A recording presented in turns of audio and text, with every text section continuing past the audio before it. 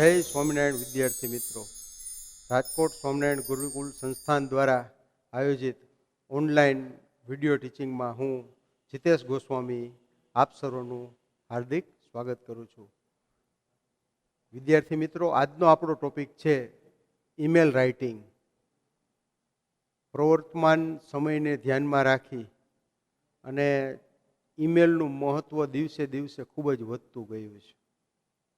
હવે ભવિષ્યમાં એવું બનશે કે બધાને ઓનલાઈન ઈમેલ જ આવશે. સંદેશા વ્યવહારનું અદ્યતન માધ્યમ છે ઈમેલ. વર્ષો પહેલાં તમે જુઓ તો સંદેશા માટે કેટલા બધા અલગ અલગ પ્રકારના માધ્યમો હતા. શરૂઆતમાં પહેલાં પક્ષીઓ, પતંગો દ્વારા, પછી ધીમે ધીમે એમાં અપગ્રેડ થતું ગયું તો માણસો દ્વારા પણ સંદેશા મોકલવામાં આવતા. ત્યારબાદ ધીમે ધીમે ટપાલ પેટી આવી ગઈ, પોસ્ટમેનો આવી ગયા, કુરિયરો આવી ગયા. આ બધા અલગ અલગ જે સંદેશા વ્યવહારના માધ્યમો હતા એ હવે ધીમે ધીમે લુપ્ત થતા જાય છે. કારણ સમય. આજે દરેક વ્યક્તિને ફટાફટ કોઈ પણ રિપ્લાય જોઈએ છે. તો એના માટે જે અત્યારે અગત્યનો ટોપિક જે છે એ 10મા ધોરણમાં તો ઠીક, પણ વ્યવહારમાં પણ બહુ મહત્ત્વનો છે.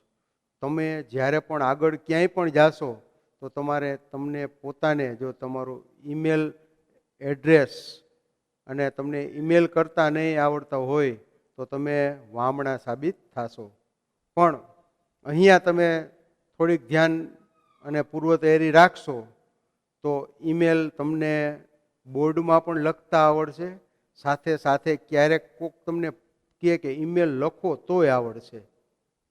ઘણી વખત એવું બનતું હોય છે કે તમે એક સામાન્ય ઈમેલ કરી દો, બરોબર, તો તમારું કામ સરળતાથી પતી જતું હોય છે.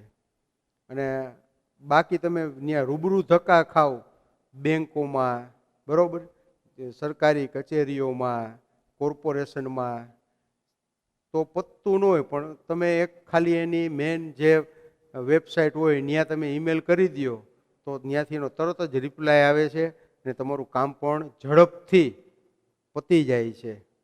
તો ઈમેલના ઘણા બધા ફાયદા છે. તરત જ મળ્યો કે નહીં પણ આપણે જોઈ શકાય છે. અને આપણે જે કંઈ પણ કંઈ કહેવાનું હોય છે એ ખૂબ જ ટૂંકા શબ્દોમાં કહેવાનું હોય છે.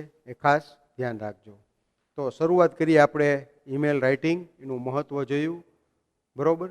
ચાલો સૌ પ્રથમ ઈમેલના અલગ અલગ ભાગો.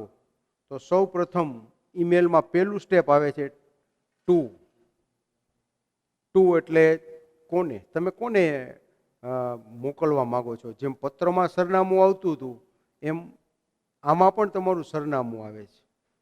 અને એ તમારે ગૂગલ ઉપર જઈને તમારું ઈમેલ એડ્રેસ છે એ ક્રિએટ કરવું પડે, બરોબર છે. એ ક્રિએટ થઈ જાય પછી એના પાસવર્ડ તમને મળે અને એ પાસવર્ડ દ્વારા તમે તમારું ઈમેલ ખોલી શકો છો. અને એમાં કોઈએ લેટર તમને મોકલો, કાંઈ માહિતી મોકલી, કાંઈ પણ ફોટા મોકલા, બરોબર, ડોક્યુમેન્ટ મોકલા, તો એની તમે જોઈ અને ખરાઈ કરી શકો છો. તો પહેલું છે ટુ. એટલે ત્યાં શું આવશે, તમે જેને એડ્રેસ, મેં મારું ઈમેલ એડ્રેસ લખેલું છે jitesh3552@gmail.com. તો તમારે એ ધ્યાન રાખવાનું છે, તમારે તમારું ઈમેલ, પરીક્ષામાં તો તમને આપેલું જ હોય ઈમેલ, કદાચ ન આપ્યું હોય તો આપણી મેળે એવું બનાવી લેવાનું, તમને ગમતું હોય એવું. પણ એક ધ્યાન રાખવાનું, @gmail.com એવું આવવું જોઈએ, બરોબર, @gmail.com. ત્યાર પછી કઈ તારીખે તમે મોકલો છો, બીજો પોઈન્ટ. તો જે તારીખ હોય એ તારીખ લખી નાખો. ત્યારબાદ સબ્જેક્ટ. એટલે વિષય. તમને એક્ઝામમાં પૂછેલું હોય, બરોબર છે, કે સબ્જેક્ટ શું છે, એ બાબત ઉપર તમારે એને ખાસ ઈમેલની વિગત છે એ ટૂંકમાં લખવાની છે. અહીંયા દાખલા તરીકે તમને આપ્યું હોય કે અબાઉટ એસે રાઇટિંગ કોમ્પિટિશન, નિબંધ લેખન સ્પર્ધા વિશે. પછી એવી રીતે એના વિષય તો ઘણા બધા હોય. About celebration of independence day, about celebration of teachers day. તમે શું કરવા માંગો છો એના માટે. About importance of ટ્રીસ, about health. તમે જે કાંઈ પણ ટોપિક તમને એમાં આપેલો હોય એને તમારે એમાંથી જુદો કરી અને તમારે ધ્યાનમાં રાખવાનું હોય છે. એ વિષય નિરૂપણ કરો. 5મા પોઈન્ટમાં ન્યાય લખવાનો આવશે વિશેષ. અહીંયા ટૂંકમાં જ આવે. સબ્જેક્ટ શું તેમાં ટૂંકમાં લખી નાખવાનું અબાઉટ કરીને, પછી જે કાંઈ પણ ટૂંકમાં, ન્યા ટૂંકમાં. પછી ડિટેલમાં શરૂઆત જે આપણે બિગિનિંગ કરી છે એમાં, બરોબર. તો સબ્જેક્ટ આવી ગયું. ત્યાર પછી આવે છે સેલ્યુટેશન, સંબોધન. તો હવે સંબોધનમાં સામાન્ય રીતે ડિયર શબ્દ વધારે વપરાતો હોય છે. માત્ર તમે ટીચરને કે સરને કે એને લખતા હોય તો ત્યાં તમારે રિસ્પેક્ટેડ વાપરવું પડે. બાકી બધે dear father, dear mother, dear Raj, dear uncle, dear aunt વગેરે. તમે જેને ઈમેલ મોકલો છો એ વ્યક્તિને ધ્યાનમાં રાખીને તમારે ત્યાં સંબોધન મૂકવાનું, બરોબર. તો એ સંબોધન ચોથો પોઈન્ટ થઈ ગયો. પછી ત્યાર પછીનો 5મો ટોપિક આવે છે, જે શરૂઆતની 2 લીટીમાં તમારે વિષય નિરૂપણ કહેવાય છે એને, બિગિનિંગ, શરૂઆત. તો એમાં શું હોય છે વિષય નિરૂપણમાં? તો કે તમે ઈમેલ છે એ શા માટે લખો છો એની 2 લીટી જ ખાલી હોય. તો તમે એમાં ટૂંકમાં આવું લખી શકાય કે આઈ એમ રાઇટિંગ ધીસ ઈમેલ, આટલું કોમન લખી શકાય.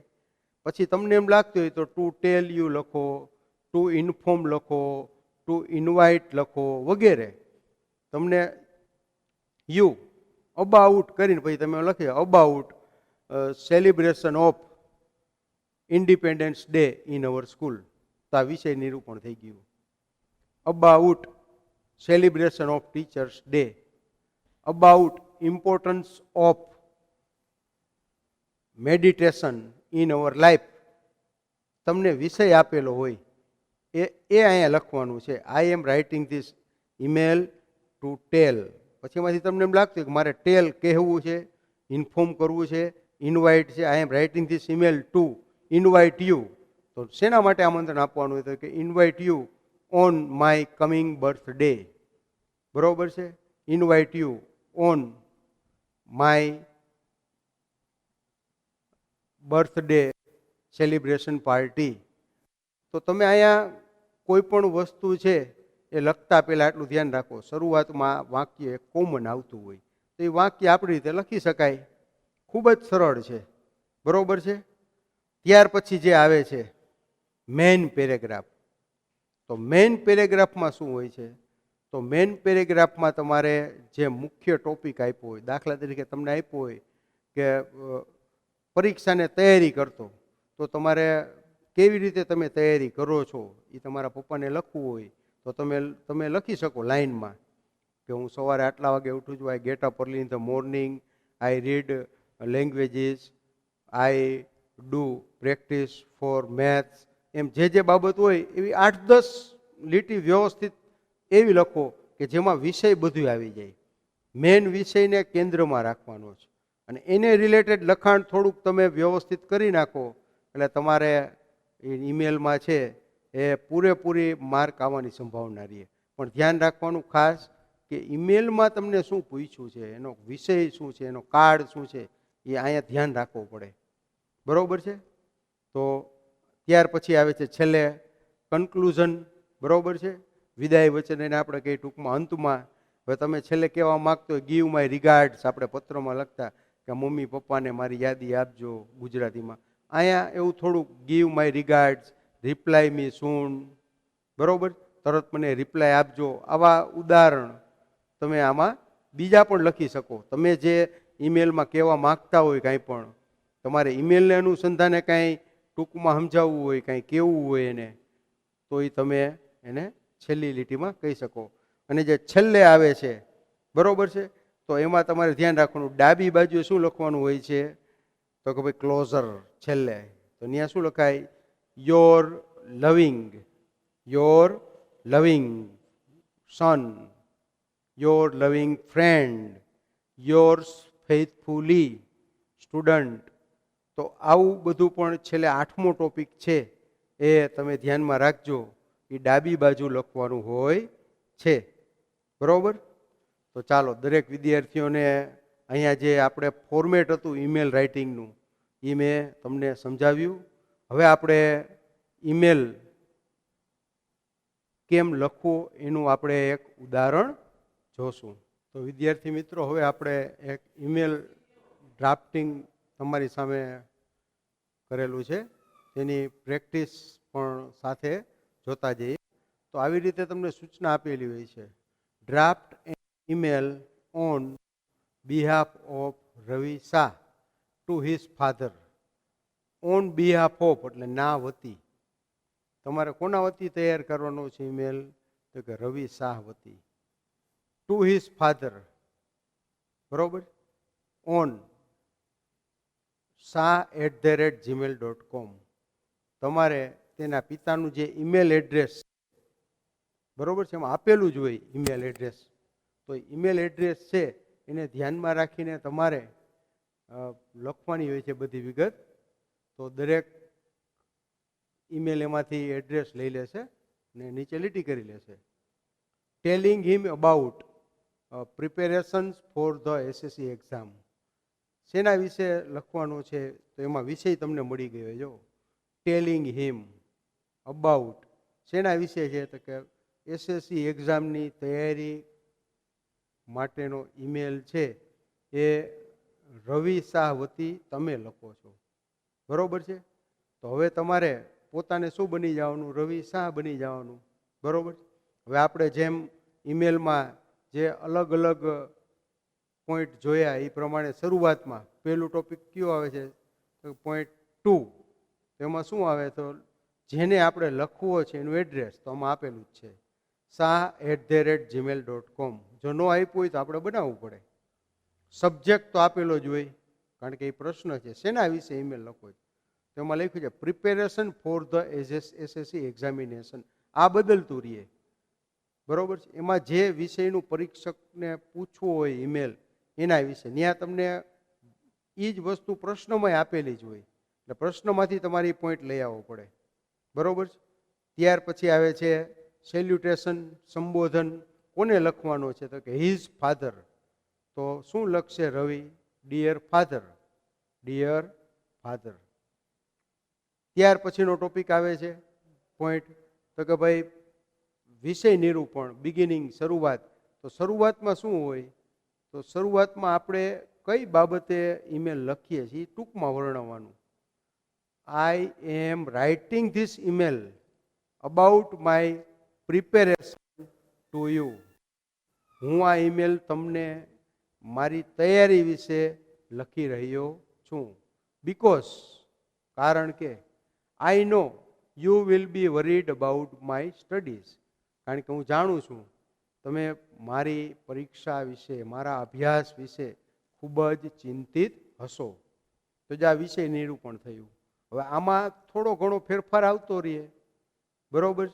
વિષય નિરૂપણ કરતી વખતે ઉપરનું જે સબ્જેક્ટ આપેલો છે એને અનુસંધાને તમે લખી શકો આઈ એમ રાઇટિંગ ધીસ ઈમેલ. તમે તમારી મેળા પણ એમાં ચેન્જીસ કર્યો, પણ આ સરળ છે. બધાને આવું લખ્યું હોય તો સામાન્ય રીતે તમે આવું લખો તો તમારા માર્ક છે એ વાંધો ન આવે. બરોબર? હવે તમારે જે મેઇન પેરેગ્રાફ છે, તો મેઇન પેરેગ્રાફમાં તમારે ખાસ ધ્યાન રાખવાનું હોય છે કે એમાં તમારે જે લખાણ છે એ જે આપેલા હોય છે, મર્યાદા આપેલી શબ્દોની, એ મર્યાદા 30 કે 40 શબ્દોની અંદર. પછી કદાચ થોડા ઘણા 1-2 આગા પાછા થાય તો એમાં કંઈ વાંધો આવતો નથી. એ ધ્યાનમાં રાખવાનું. 30-40 શબ્દોમાં જ લખવાનું. એટલે 5-6 લીટી, આમ જોઉં તો 7 લીટી વ્યવસ્થિત. પણ એ કેવી હોવી જોઈએ? 7 લીટી છે એ વ્યવસ્થિત. એમાં કોઈ પણ જાતનું વિષયાંતર ન થાય, કોઈ પણ જાતની કાર્ડની મિસ્ટેક ન રહીએ. બરોબર છે? એ ધ્યાનમાં રાખવાનું. તો હવે આપણે જે મેઇન પેરેગ્રાફ છે એની ચર્ચા કરી લઈએ.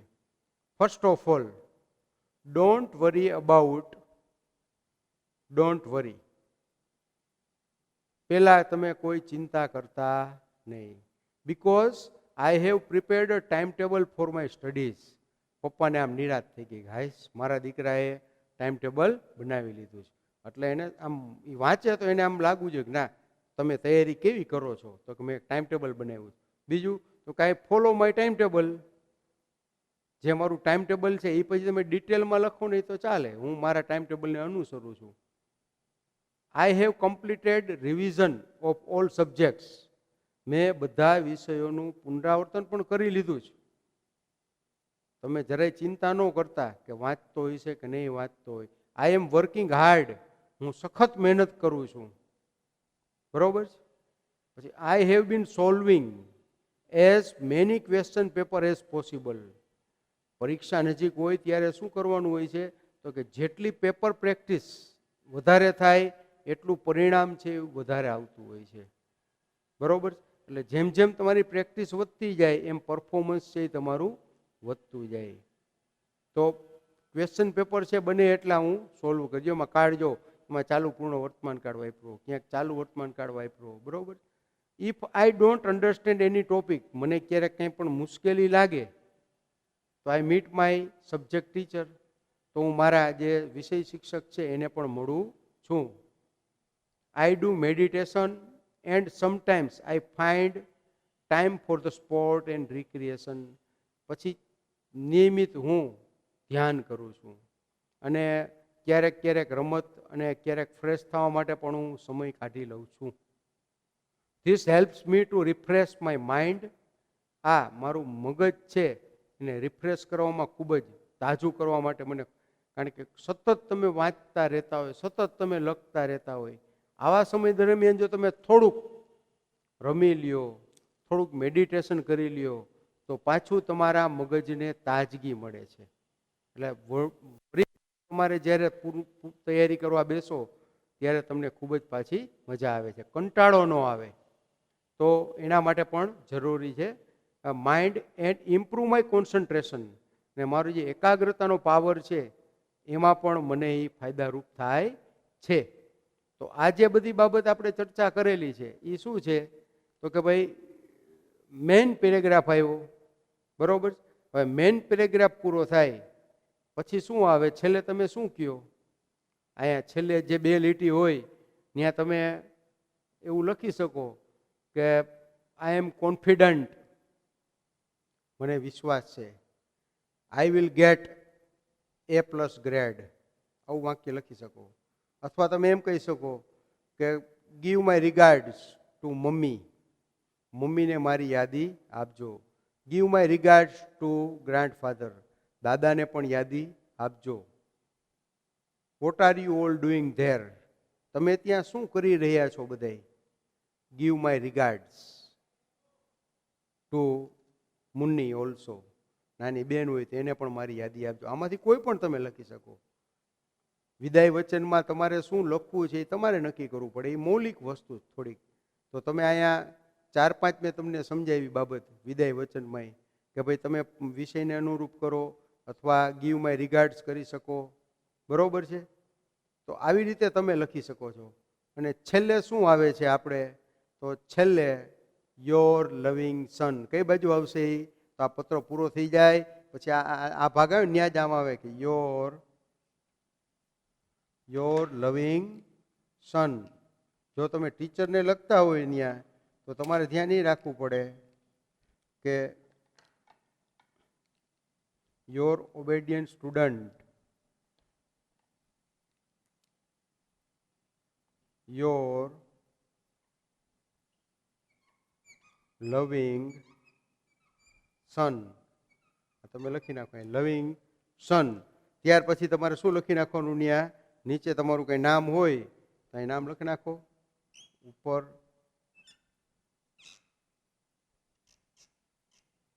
બરોબર. તમે જે કંઈ પણ ત્યાં લખવા માંગતા હોય, બરોબર છે, તો ત્યાં તમારે લખી નાખવાનું યોર લવિંગ સન રવિ. તો આવી રીતે તમે ઈમેલ લખો સ્ટેપ બાય સ્ટેપ, તો 5 માર્કમાંથી તમને વ્યવસ્થિત ભૂલ વગર તમે લખો તો તમને 4 માર્ક સુધી તો આવી જ જાય. પણ ખાસ ધ્યાન એ રાખવાનું કેપિટલ લેટર્સ ચોખ્ખા દેખાવા જોઈએ, પછી વિરામ ચિહ્નો છે એ બરોબર દેખાવા જોઈએ, અને સ્પેલિંગ મિસ્ટેક અને કાળ આ ખાસ ધ્યાનમાં રાખવાનું. જો એ નાનકડી ભૂલ હોય તો એનો પણ ત્યાં માર્ક કપાઈ જતો હોય છે. તો આ ઈમેલમાં જે તમને બધી બાબતો સમજાવી, to, subject, salutation, beginning, main paragraph, બરોબર, વિદાય, વચન છેલ્લે, એન્ડિંગ, એ બધું તમે વ્યવસ્થિત લખો એટલે તમને સારા માર્ક આવી જશે. અને આવી રીતે તમે બીજા 2-3 ઈમેલ છે એ લખો, તમારા મિત્રને લખો, તમારા બીજા રિલેટિવ્સ હોય એને લખો, તમારા ટીચર હોય ક્લાસ ટીચર એને તમે લખો, તો તમારું ઈમેલ લખવાની સ્કિલ છે એ વિકસી જાય. કારણ કે આ થોડીક મૌલિક વસ્તુ છે એટલે તમારે તમારી મેળા એને 2-5 વાર પ્રેક્ટિસ કરવી પડે અને 2-3 વાર તમારે મોકલવાય પડે ઈમેલ. ખરેખર જો ખરેખર તમારે ઈમેલ શીખવું હોય તો તમે તમારા ફ્રેન્ડને મોકલો ઈમેલ. ભલે ને પહેલાં શરૂઆતમાં તમે ટૂંકા ટૂંકા વાક્ય લખો, પછી ધીમે ધીમે ધીમે વધારતા જાઓ તો ઓટોમેટિક તમને આવડતું જશે. પણ ધ્યાન એ રાખવાનું કે એમાં ઇંગ્લિશ છે ને એ આપણે વાપરીએ છીએ એવું વાપરવાનું, ઓલું ગુજરાતી અંગ્રેજી કરીને એવું ન હાલે, બરોબર. તો આ જે તમને ઈમેલ વિશે જે મહત્વની બાબતો સમજાવી દરેક વિદ્યાર્થી ધ્યાન રાખે. સર્વે વિદ્યાર્થીઓને જીતેશ ગોસ્વામીના જય સ્વામિનારાયણ.